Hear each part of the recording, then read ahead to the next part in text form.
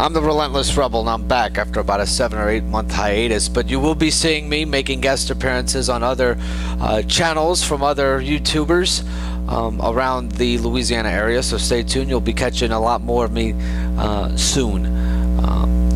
But right now, this is my show, and on today's show, I'm going to be going to talk about what has me upset with the NCAA. Over the summer, the NCAA made their ruling on the investigation of USC's football and basketball programs for players like Reggie Bush and OJ Mayo taking improper benefits from boosters and people outside of the USC athletic department. And it was found, the NCAA found, that USC and their athletic department were in violation of NCAA rules, and they posed sanctions on the football program. 3 or 4 year probation. They can't play for any championships, or they can't play in any bowl games for 2 years, and they've taken scholarships away, and a number of 30 scholarships away from USC's football program over the next 3 years. So that's 10 a year for the next 3 years, equaling the 30. USC has since gotten a new athletic director in Pat Hayden. He has taken everything that made mention of Reggie Bush away from the athletic department. They've kind of just erased him from the annals of USC football history. They've even sent back their copy of Reggie Bush's Heisman Trophy. The report comes out today from Yahoo Sports, whether that's true or not, that the Heisman Trust are thinking about, or in talks and discussions about, taking Reggie Bush's Heisman away from him by the end of the month. Reggie Bush was accused of taking improper benefits from people outside of the USC athletic department. And then you got Marcell Dareus, defensive lineman from the University of Alabama, who's accused of basically the same thing. And late last week, the NCAA made their ruling that Marcell Dareus would only be suspended 2 games. So, correct me if I'm wrong, we're talking about the same issue, the improper benefits issue that student athletes have received. On this hand, you got Alabama, who only has one student athlete taking the improper benefits, and he only gets a 2-game suspension.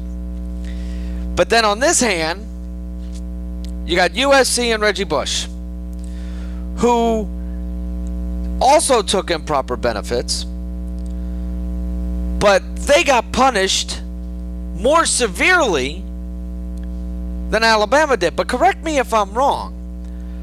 It was found by the NCAA last summer, the summer of 2009,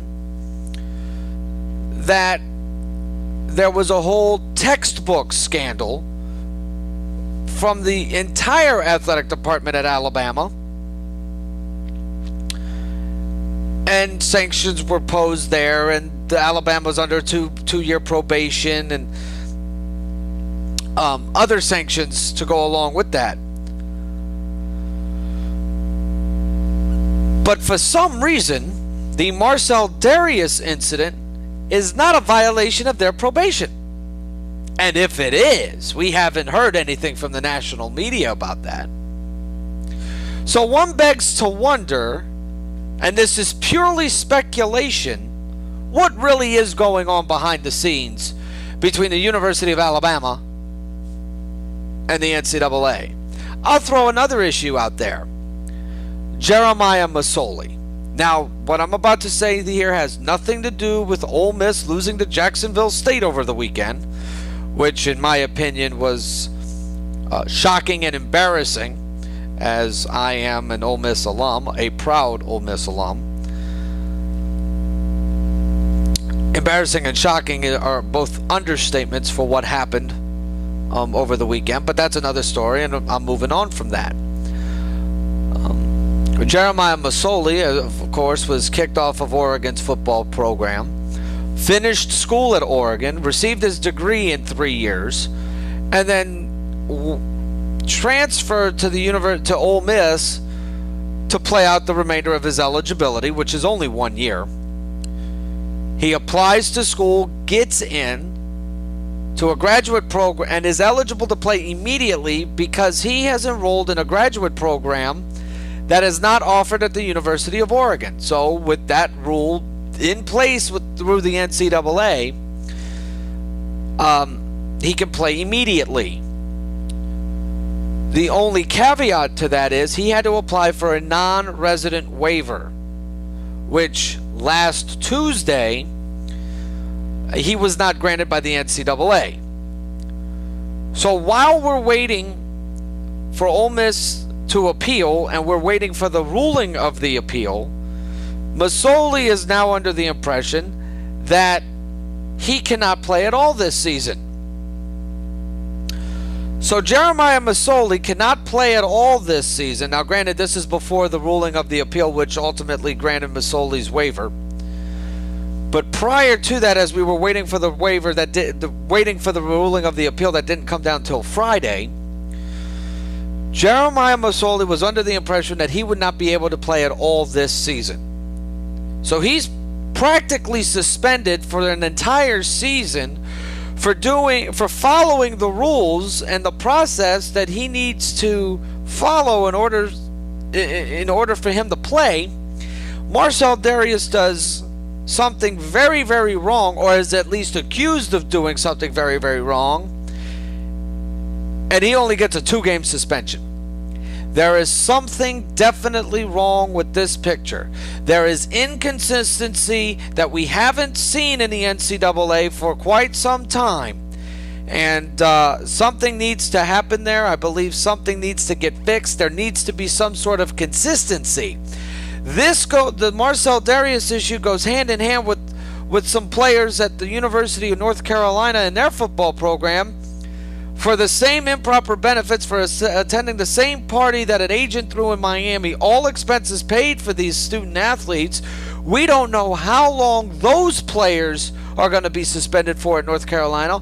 On top of that, North Carolina has academic issues that need to be addressed, and that's under investigation right now. There's a lot of stuff going on at North Carolina. Some of these players may be suspended for the full season. Some of these football players may be suspended for half the season.